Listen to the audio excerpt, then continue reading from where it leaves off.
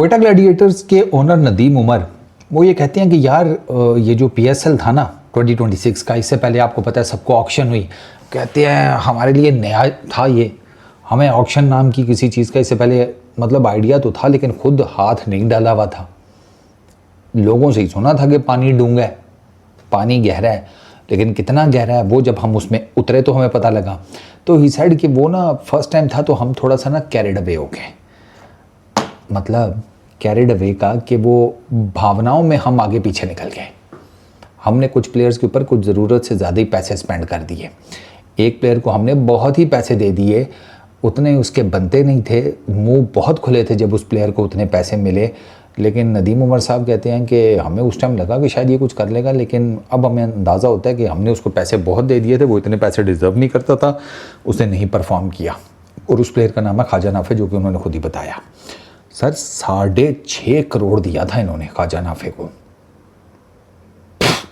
ख्वाजा नाफे का to be very honest 6.5 crore वाला experience नहीं था, सीरियसली ये बात फैक्ट है। ख्वाजा नाफे को थोड़ा बहुत चलो एक आधा भी दे देते तब भी बंदा को मैनेज कर लेता है। 6.5 करोड़ वॉज टू मच। तो मुझे तो लगता है कि ख्वाजा नाफे वो बेचारा 6.5 करोड़ के प्रेशर में शायद पूरे पीएसएल में पी कर गया, क्योंकि ख्वाजा नाफे की नहीं आई परफॉर्मेंस। और फिर नदीम उमर साहब कहते हैं कि यार हमारी तो पूरी फ्रेंचाइज जो है उसके लिए एक नाकाबिल यकीन सूरत हाल थी कि ख्वाजा नाफे परफॉर्म नहीं कर सका। 8 मैचेस में ख्वाजा नाफे के 77 रन है पीएसएल 2026 में, ठीक है। 9 की बैटिंग एवरेज, 124 का स्ट्राइक रेट। उसका ना इस पूरे पीएसएल में जो सबसे हाईएस्ट स्कोर है दैट इज़ 13 गेंदों के ऊपर। सेकंड हाईएस्ट है 18-14 गेंदों के ऊपर। फिर थर्ड हाईएस्ट है 12-11 गेंदों के ऊपर। इसके अलावा बाकी सारे के सारे सिंगल डिजिट स्कोर है, और स्ट्राइक रेट भी कोई नहीं कोई इतने ज़्यादा। हालांकि ख्वाजा नाफे का बड़ा नाम है T20 क्रिकेट में। अब ख्वाजा नाफे फंसा कहाँ? ख्वाजा नाफे 2 चीज़ों में फंसा है।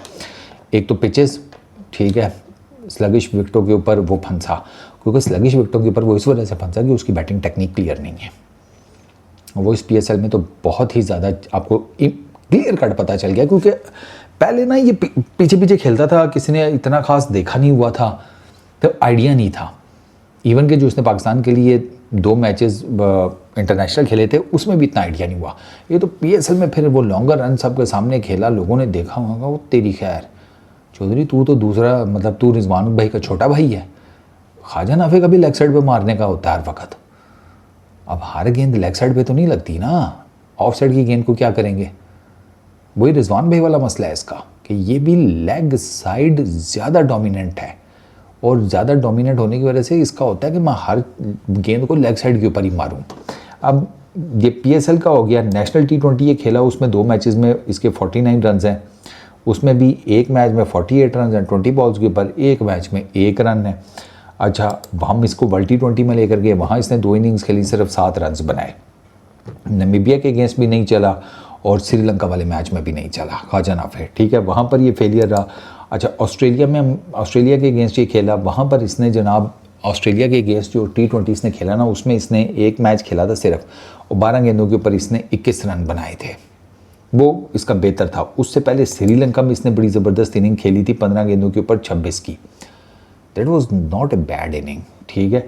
बट द थिंग इज़ कि वहाँ पर ना ख्वाजा नाफे का वहाँ पर थोड़ा बहुत लोगों को आइडिया होना शुरू हुआ था, वरना उससे पहले अब आप अबू धाबी T10 लीग ये 2025 में खेला था यार। 8 मैचेस में 178 रन है, 44.5 की बैटिंग एवरेज, 243 का स्ट्राइक रेट, आउटस्टैंडिंग, ठीक है। लेकिन वो T10 लीग थी। फिर हांगकॉन्ग सुपर 6 में ये खेला, वहाँ पर भी अच्छा रहा। फिर टॉप एंड खेला था ये ऑस्ट्रेलिया में, ठीक है, वहाँ पर नहीं चल सका, क्योंकि वहाँ पर इसकी सिर्फ 150 है, बाकी 4 मैचेस में इसके फेलियर्स ही हैं। एक मैच में सेमी फेलियर कर लो, 26 किया था। 3 मैचेस में तो कंप्लीट फेलियर है, 2 डक्स है। एक मैच में ये 2 पर आउट हुआ था, एक मैच में इसने 50 की थी, 61 किया था 31 बॉल्स के ऊपर। तो जो ट्रिकी जगह थी ना, वहाँ पर ये फंसा है। पिछले साल इसने क्वेटा ग्लैडिएटर्स के लिए 150 की थी, 2 मैचेस खेला था, 150 की थी, 26 बॉल्स के ऊपर इसने 51 रन किए थे मुल्तान सुल्तान्स के अगेंस्ट। तो ख्वाजा नाफे का ना, और ख्वाजा नाफे आपको पता है पाकिस्तान की क्रिकेट में वो थ्रू प्रॉपर चैनल अभी उस तरीके से इंडल्ज नहीं हुआ। ख्वाजा नाफे बेसिकली, ख्वाजा नाफे का सीन ये था कि ये सोशल मीडिया के ऊपर हाईलाइट हुआ था ख्वाजा नाफे, इसकी बैटिंग की वीडियोस जो हैं वो ये नेट्स में बैटिंग, आगे पीछे बैटिंग, वो वीडियोस जो हैं वो हाईलाइट हुई थी और वहाँ से ये उठाया गया था बीपीएल में। वरना इसके फर्स्ट क्लास के 4 मैचेस, फर्स्ट क्लास के 5 मैचेस हैं, उसमें 20 की बैटिंग एवरेज है, 42 का स्ट्राइक रेट, नथिंग। T20s इसने 4 खेले हैं, 54 T20 इंटरनेशनल्स, 54 इसके रन्स हैं, 13.5 की बैटिंग एवरेज है, 154 का इसका स्ट्राइक रेट है। अच्छा, फिर आप आ जाएँ T20s में। जो उसने T20s खेले हैं वो हैं 48 मैचेस, 868 रन्स, 20 की बैटिंग एवरेज और 136 का स्ट्राइक रेट। ये भी कोई बहुत आउटस्टैंडिंग नहीं है। वो असल में वो इस PSL ने ना ख्वाजा नाफे को काफ़ी डस दी है। And some of the other मुझे लगता है कि यार ख्वाजा नाफे के ऊपर ये 6.5 करोड़ का प्रेशर था कि यार मुझे बहुत, उसको खुद पता होगा यार मेरी इतनी वर्थ नहीं है। सीरियसली ख्वाजा नाफे से ज़्यादा अच्छे प्लेयर्स की कम है, उनको कम सैलरीज मिली हैं यार। माँ सदाकत को इतने पैसे नहीं मिले, आप इससे अंदाज़ा लगा लेना। समीर मिनाज को इतने पैसे नहीं मिले।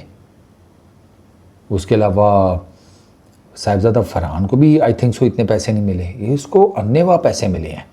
तो इसी वजह से इसका ओनर भी रो रहा है फ्रेंचाइज़ का, और ये खुद भी परेशान होगा। और दूसरा, ख्वाजा नाफे को मैं ये बता दूं, अपनी बैटिंग के ऊपर आपको खुद ही काम करना है। PCB से ना ज़्यादा उम्मीदें लगाना। वो क्या करेंगे, आप T20 में नहीं चले आपको ODI में ले आएंगे, ODI में नहीं चले आपको चुप करके बाहर कर देंगे। बैटिंग के ऊपर आपके कोई नहीं काम होने वाला। वो आपको दोनों फॉर्मेट्स में खिलाकर लोगों को बता देंगे कि आप रोते हैं कि आप हम यंगस्टर्स को चांस नहीं देते, यंगस्टर्स को चांस नहीं देते। ये देखे ख्वाजा नाफे को हमने T20 में भी चांस दिया, ODI में भी चांस दिया, वो नहीं चला, हमने बाहर कर दिया। तो भैया आपको अपनी बैटिंग के ऊपर खुद काम करना है, ये बात ज़हन में रखिएगा। क्योंकि ये इन्होंने साइम अयूब को ODI से बाहर कर दिया। पब्लिक चीख रही थी साइम अयूब को बाहर करना है T20 से, और T20 से करो, इन्होंने उसको उठाकर ODI से बाहर कर दिया। ODI में तो वो ठीक चल रहा था भाई। ODI में तो उसकी 5 मैचेस में 2-3 50s हैं पीछे, उसकी ODIs में 3 सेंचुरीज बाहर हैं। वो ODI क्रिकेट में, और ODI क्रिकेट का फॉर्मेट आसान है। वो लोग मुझसे कह रहे हैं, फॉर आप एम ही कह रहे हैं कि साइम अयूब को नहीं बाहर करना चाहिए था। और जानेमन से ODI की बात कर रहा हूँ, 1 डेज़ की। T20 से तो कर दो, T20 में तो वो नहीं चल रहा, उसको बाहर करो। वो तो मैं कह रहा हूँ, वो तो मैं आपके साथ हूँ। T20 में उसका नहीं बनता, टेस्ट क्रिकेट में उसको फिलहाल बाहर करें, उसको ODIs खिलाएं। ODI फॉर्मेट आसान है, इसमें वो आराम से टाइम लेकर इनिंग्स बिल्ड करके वो थोड़ा रन्स करके उसका कॉन्फिडेंस वापस आने के सबसे ज़्यादा चांसेस इसी फॉर्मेट में। मैं क्यों कहता हूँ कि बाबर आजम की फॉर्म लगेगी, मैं इंटरनेशनल क्रिकेट की बात कर रहा हूँ, वो ODIs में ही लगेगी। मैं आपको बार बार कितनी दफ़ा कह चुका हूँ, बाबर आजम की जो इतने सालों बाद 100 आई किस फॉर्मेट में आई थी, ODI में। तो वाई नॉट हिम। और ख्वाजा नाफे का भी सेम यही सीन है। उसको मेरा मशवरा ये है कि वो अपनी बैटिंग के ऊपर काम करना शुरू कर दे। पैसे पूसे तो उसके पास इतने होंगे कि वो लोकल कोच या एक सर्टन लेवल का अच्छा कोच हायर कर सकता है, कर ले, अपनी बैटिंग के ऊपर काम करना शुरू कर दे, वरना वो गायब हो जाएगा, किसी को पता भी नहीं लगना। हमारी क्रिकेट में ऐसे कई जो है ना नाम, वो गायब हो चुके हैं। Peace out.